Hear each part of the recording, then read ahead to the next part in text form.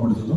പരിശുദ്ധ അമ്മയിൽ വിളങ്ങിയ എളിമയും പുണ്യങ്ങളും നമ്മുടെ ജീവിതത്തിൽ സ്വായത്തമാക്കാനായിട്ട് നമുക്ക് സാധിക്കണം.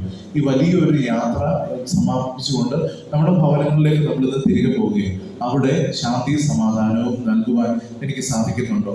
ഒരു മാതാവ് എന്ന നിലയിൽ, ഒരു പിതാവ് എന്ന നിലയിൽ എൻ്റെ മക്കളെ എങ്ങനെയാണ് ഞാൻ പരിപാലിക്കുന്നത്?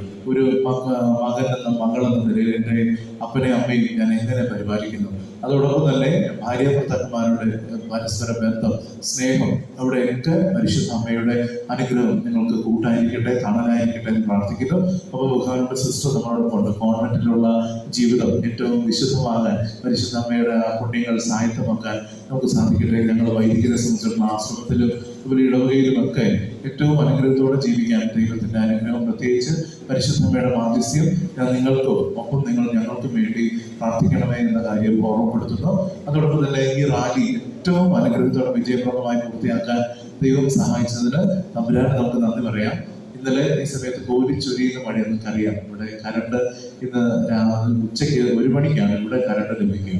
അപ്പൊ അത്രമാത്രം പ്രതിസന്ധികൾ ഇന്നലെ വൈകുന്നേരം 7 മണിക്ക് പോയ കരണ്ടാണ്. അപ്പൊ വലിയ പ്രതിസന്ധിയും അപ്പൊ മഴയും ഒക്കെ ഇന്നലെയായിരുന്നു. പക്ഷെ തമ്പുരാൻ നമ്മളെ കാക്കുന്നു. പരിശുദ്ധമ്മയുടെ മാധ്യസ്യം നമ്മളോട് കൂടെ ഉണ്ട് എന്നുള്ളതിന്റെ സാക്ഷ്യമാണ് ഇന്നത്തെ പ്രകൃതി. തീർച്ചയായിട്ടും പ്രത്യേകിച്ച് വിവിധ പ്രതിസന്ധികളിലൊക്കെ നമുക്ക് എപ്പോഴും കൂട്ടായി, തണലായി, താങ്ങായി പരിശുദ്ധമ്മയുണ്ട് എന്ന ആ ഒരു ബോധ്യം നമുക്ക് ഈ ദിവസം തന്നെ കാണിച്ചിരിക്കും.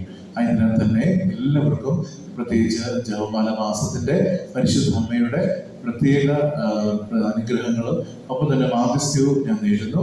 ഒപ്പം പ്രത്യേകിച്ച് മുരിക്കടി ഈ വിശ്വനാഥപുരത്തിലെ സെന്റ് ജോസഫ് ദേവാലയത്തിന്റെ പേരിലുള്ള പ്രത്യേകിച്ച് സ്നേഹവും കടപ്പാടും നിങ്ങളോട് അറിയിക്കുന്നു. അച്ഛനോട് പ്രത്യേകമായിട്ട് നന്ദി അറിയിക്കുന്നു. നിങ്ങൾ കടന്നു വന്ന എല്ലാവർക്കും ഓരോരുത്തർക്കും ആത്മാർത്ഥമായ നന്ദി. തുടർന്ന് നമ്മൾ നമ്മൾ ആരാധനയ്ക്ക് പ്രവേശിക്കും. അതിനുശേഷം എല്ലാവർക്കും സ്നേഹവിരുന്ന് കരുതിയിട്ടുണ്ട്. അത് സ്വീകരിച്ചിട്ട് പോകാവുള്ളൂ എന്ന കാര്യം ഓർമ്മപ്പെടുത്തുന്നു. എല്ലാവരെയും സമൃദ്ധമായിട്ട് അനുഗ്രഹിക്കട്ടെ.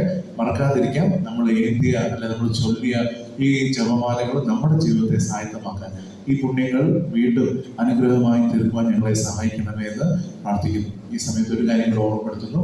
നവംബർ 5 മുതൽ നമ്മുടെ ജോസഫ് അച്ഛനും ടീമുകളാക്കി നമുക്ക് നടത്തുക. നമ്മൾ ആദ്യ ബുധനാഴ്ച ശുശ്രൂഷ ഇവിടെ ആരംഭിച്ചു കഴിഞ്ഞു. കരിസ്മാറ്റിക് പ്രത്യേകിച്ച് ശുശ്രൂഷകളാണ്. ഞങ്ങളെല്ലാവരെയും ആദ്യ ബുധനാഴ്ച ഈ ദേവാലയത്തിലേക്ക് ക്ഷണിക്കുകയാണ്.